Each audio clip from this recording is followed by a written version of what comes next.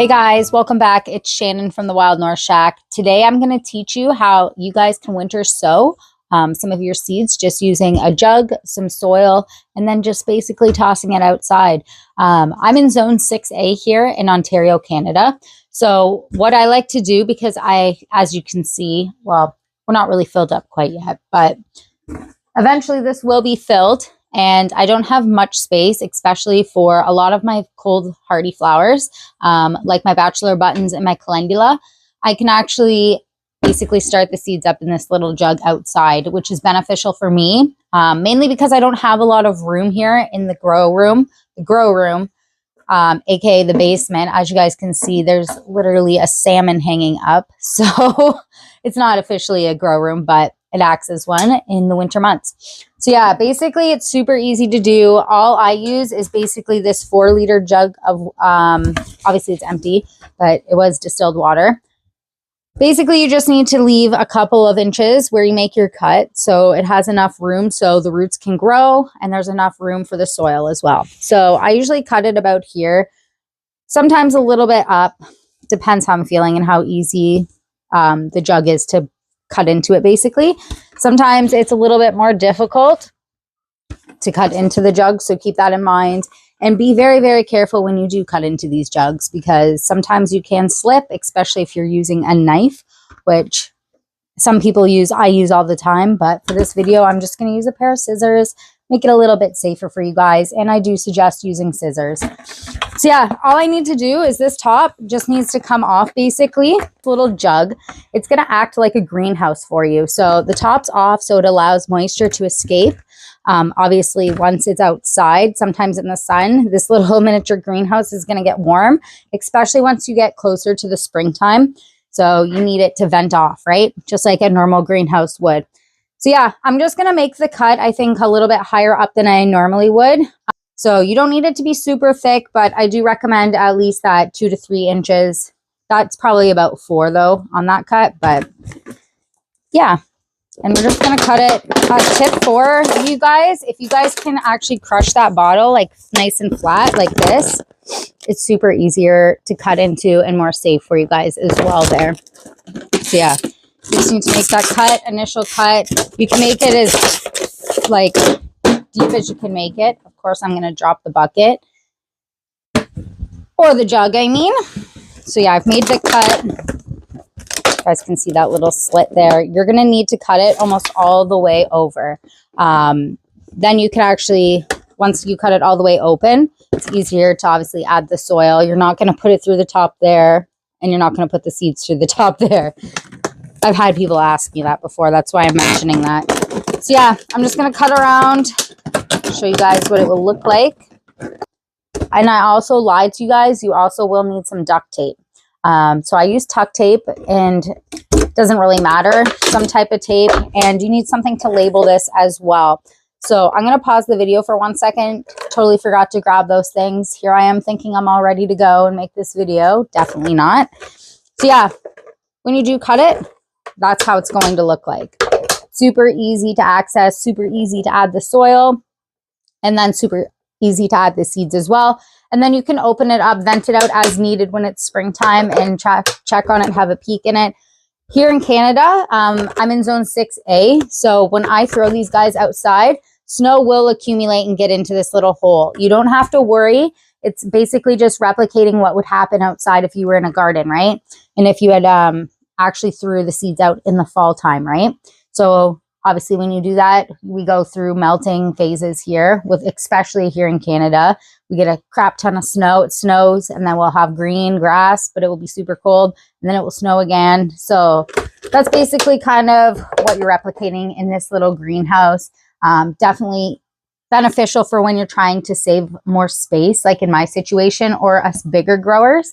We definitely want to save that space. So this just helps us out a little bit more. Another way that people do this is by using Ziploc bags and doing it that way. Personally, I just have these on hand, so it's much easier for me. Acts the same way. And then I don't have to worry about, I mean, you're still going to have trash and plastic waste, unfortunately. But yeah, the Ziploc method I don't think would be beneficial for me just because I do start quite a bit up. And I don't think the bags would last out in my backyard. I'd be pretty rough shoveling and stuff, and because I am growing on a patio, but that's a whole other story. So yeah, this is what you're going to look like. Like I said, you're going to take the top off, make sure that's off if you haven't already. And then, like I said, this edge right here is super sharp, like super, super sharp. Like you could literally cut your finger on it. So be careful. What I do is I take the tuck tape or the type of tape that I'm using. I do recommend using duct tape or a tuck tape. It's a little bit stickier. In the winter, if you use like a masking or a painter's tape, it's just going to come off and it's not going to hold. And then it won't be a good time for growing.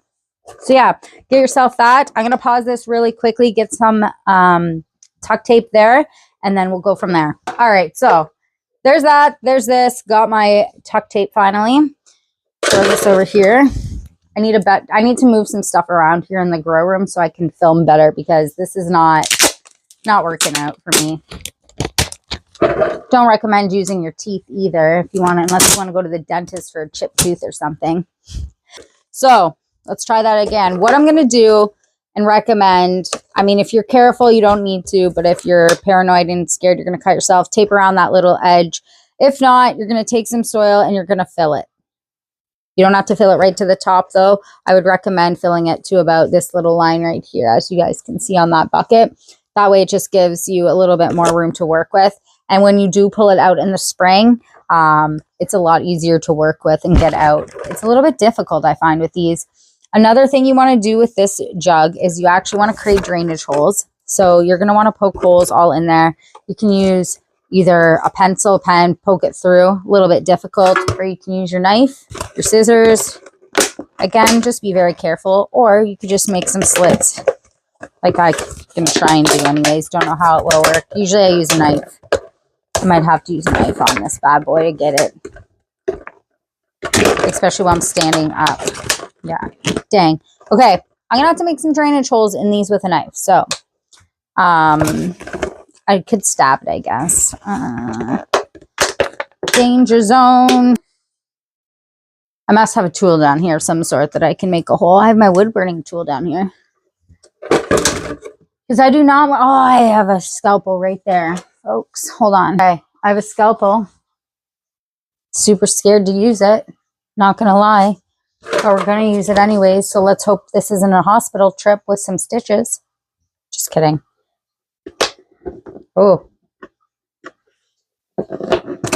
Holy frick. That's going to break literally that. Okay, I got to go get a knife. That's a pain in the butt. So yeah, I guess I'm going to run upstairs. I'm going to go get a knife, and we're going to try this again for the 13th time, because it's going to take forever to make this video. So hold up here, folks. Bear with me yet again for the 13th time. We'll get it right. I promise. All right, we figured out how to poke a hole in it the best way. So we need to create some drainage holes. So what we're going to do is we're going to use our handy dandy pruners. And you can use a knife, you can use a lighter. I don't recommend a lighter just because it will burn probably too big of a hole. I made a slit with this and kind of went a little too deep as well, but it's a little bit higher up, so it will work for me. So yeah, all you need to do is poke some holes into the very bottom of that so it creates some drainage. So on those spring cold days, or when the snow melts, it has somewhere to go. Just trust me, you'll need it. I've had it. I didn't poke enough holes in it last season. I need to watch what I'm doing here so I don't cut myself. Hold on, folks. I didn't make enough drainage holes, last year. And basically, I had to go out on certain warm days and literally drain the water out of them. And it wasn't a fun time, because then you're risking the, you're running the risk. That's what I'm looking to say.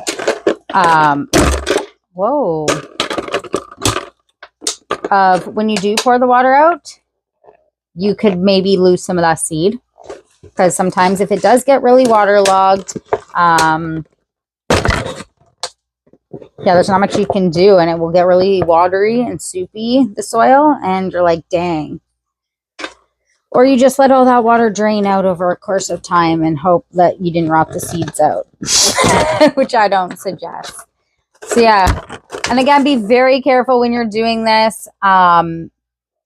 If you have to, wear gloves. If you have to get your husbands to do this, or your wives or whoever, definitely be careful, because you can definitely cut yourself or puncture yourself, and we don't need that, especially on my watch. So yeah, now we got the drainage holes. There's one basically here on every little corner of there. Hopefully I'm going to put some more on the bottom, the very, very bottom there. I'm not going to put a lot just because that part is much thicker plastic to pierce a hole into. Yeah, here it's I barely just got in there. Definitely thicker plastic, and then that's when you're going to hurt yourself and when things bump off. So yeah. All right, we got some holes in that. We're good to go. Next step, we got aeration. We got some drainage. Next, we're going to add the soil. So we're going to add soil. I'm going to add it up to here there. So you can follow me for that. All right.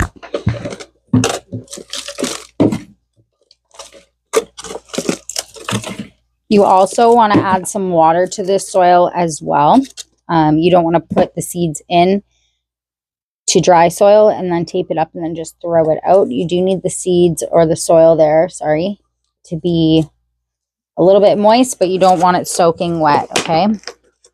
One of the advantages of doing this as well is that you don't have to cold stratify the seeds or throw them in the fridge like most of us growers do for weeks on end. So that's another reason why you may choose to do the winter sowing method like this.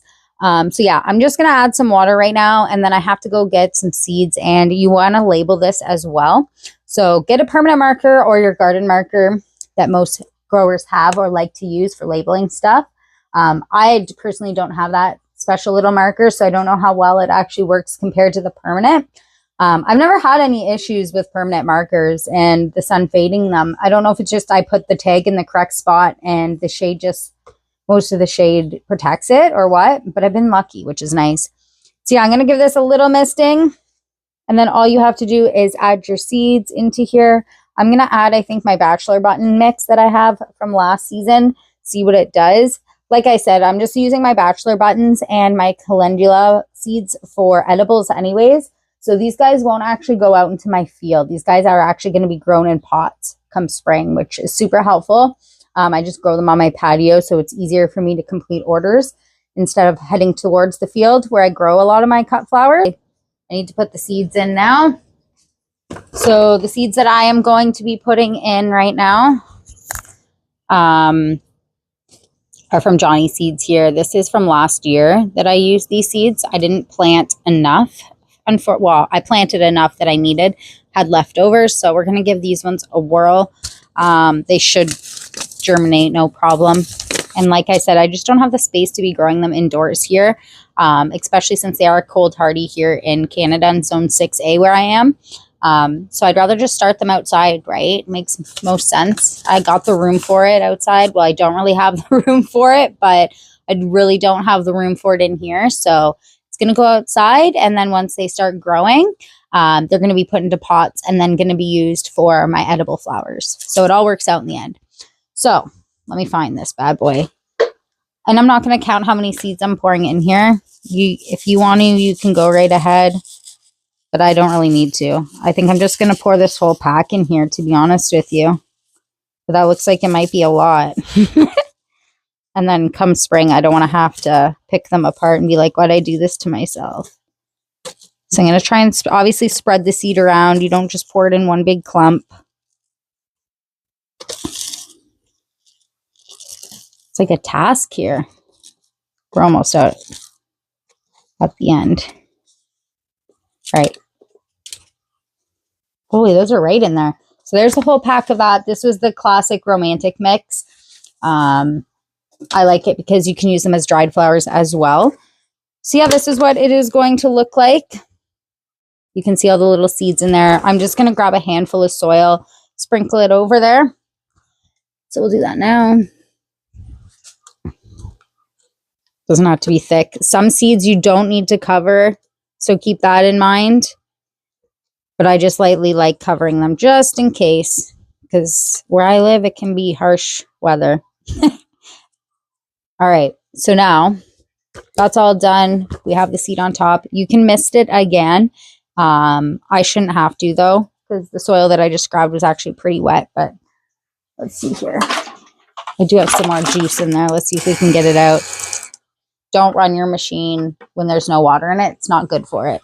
So now we're going to close her on up like so. And then we're going to take tape and tape all around it there. Like I said, if you feel like you're going to cut yourself while prepping all this, you can tape around the edge there. Just fold it down on one side, fold it around, and then you can retape it again. Totally up to you. I just didn't want to waste tape. I knew I wasn't going to cut myself, and if I did, I would be paying the consequences, I guess. All right. So another important thing too that I just like mark on this is the date I sewed them, just for my memory. I do write it down in a book, but I just like to know as well. Because I definitely started these guys up around the same time, but not at the same time for like the same day. I don't know if you guys can see that. I'm hoping you guys can from where you guys are, but it's pretty self-explanatory how to just put tape around the jug, right? And then you're just going to make a little tear there. Make a little tail so that you can peel it back in the spring and make it easier on your life, right? So all I have to do then is just take that little tab and pull it back, pop open the lid, and we're good to go. So yeah, the last thing I'm going to do now on this bad boy is I'm writing the date. So today is February 2nd. And then I'm going to write bachelor buttons, what variety they are. It doesn't really matter for me too much, but in some cases you want the variety named, right? So depending what you guys are using these for, you don't have to always label it, but I do recommend that you do, especially when you're growing. If you're growing for seed, obviously label them. But if you're just a home grower and you don't really care, you kind of have a plan anyways, you're mixing everything together, then don't worry about it. Don't waste the time. But I have to, unfortunately. Although it's not too much of a time, right? So I'm going to write bachelor buttons. I said that was the classic mix, right? Now where did I put the seed pack? Don't throw the seed pack out, people. I don't even know where I put it now. What the heck?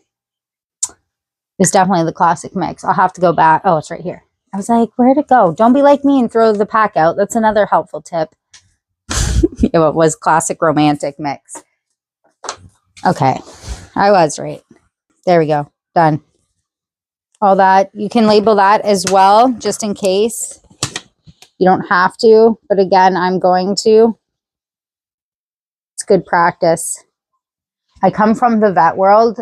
I used to be a vet tech, so I just label everything with absolutely anything identifiable. Dates, signatures, you name it. Varieties. It's just kind of second nature to me, I guess. I like over labeling things and making more work for myself, clearly. That's just how my brain works, I guess. All right, and then I just add it to that little handle, which makes it super helpful. That's why I also like these jugs, because then I can just carry them out like this, like 5 at a time when I get them all whipped up. And then we're going to go put them outside now. So follow me. We're going to go head outside, and I'm going to show you where I place them. I just scared away all the birds. Oh, well, they'll be back. So we're outside. I think it's minus 12 out this week. It's been like minus 25 with the wind chill, minus 30 with the wind chill. It's been cold. I'm going to flip this camera around so I'm going to show you guys where I'm going to toss these guys. I didn't really think this through, but there's a lot of snow and we've been throwing it out. I'll show you. Hold on. I'll flip the camera. So that's where I've been throwing all the snow. So that's normally where I would throw these jugs, just because the sun will hit on this and warm it up come springtime. Plan C. We're going to go over here near the house. This is the tire, so it's going to fall through. I'm just going to place it like that. And then once I get this more dug out, I'll put it more over here, closer to the fence. And then once that snow melts, I'll be putting it definitely over there, because you're going to want some sun on it eventually, especially in the springtime. So yeah, that's basically all you need to do to winter sow your seeds. Super easy, with limited things needed to do so as well. And yeah, it creates more space for you in your house and to start more seeds up in the house, right? That's my game plan and why I do it this way too. Anyways, don't forget to like and subscribe. Comment if you guys have any questions or things I should be doing differently. Other than that, I will be back, and I have a video coming up about the tubers and waking them up. So I made some previous videos on how to wake those bad boys up. And yeah, they're starting to get eyes, so that's super exciting, and I want to show you guys it. So again, make sure you subscribe, make sure you like, and you'll see more of me soon. Have a good one, guys.